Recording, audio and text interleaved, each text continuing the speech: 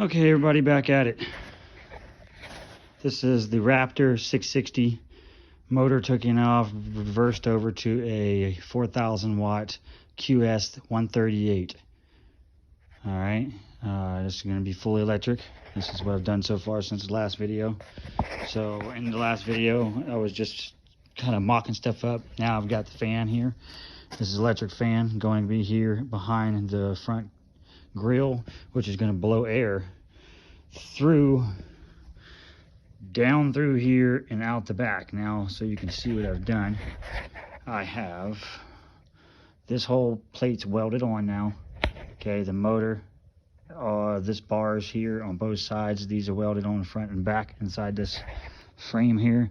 Let me pull back so you can actually see everything. But yeah, the battery sits inside this frame. It butts up against the bar that's in the front right here. I added a bar here that you can unbolt and bolt, so to slide back and forth. I still haven't figured out something to go over to the top to make it to where if I flip over, it won't fall out, but I don't plan on flipping over, but you still want it for safety. Anyways, walk around to the other side. Excuse everything because I've been doing this on the phone. Okay, and excuse my weld too. Just learned how to weld a few years ago, but this is it right here. All right, I'm gonna kind of give you a back view of it so you can see everything. So what I did is I cut a hole right here, drill the holes first, then cut the hole through each screw hole. Zoom in here, and this is just a giant plate. This whole plate is welded here. It's welded all the way across here. It's welded onto here. It's also bolted. The motor's bolted on so it stays strong.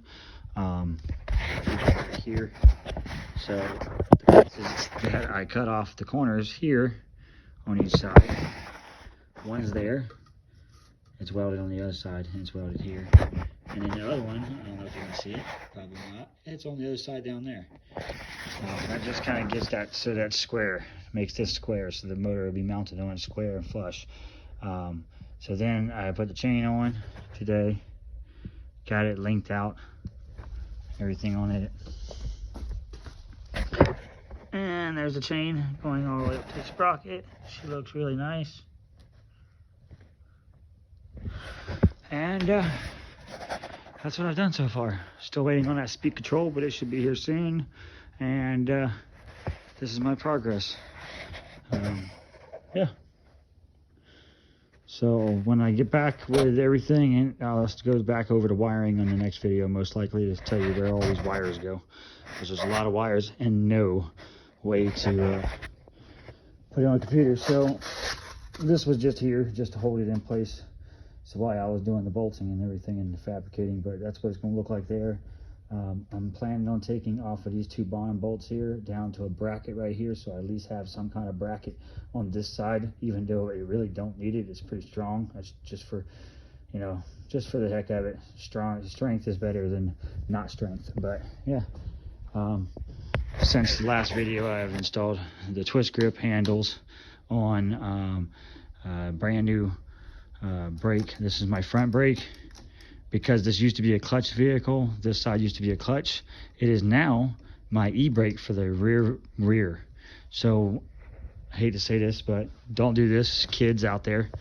But when you ride a wheelie, you have to use the rear brake to balance yourself.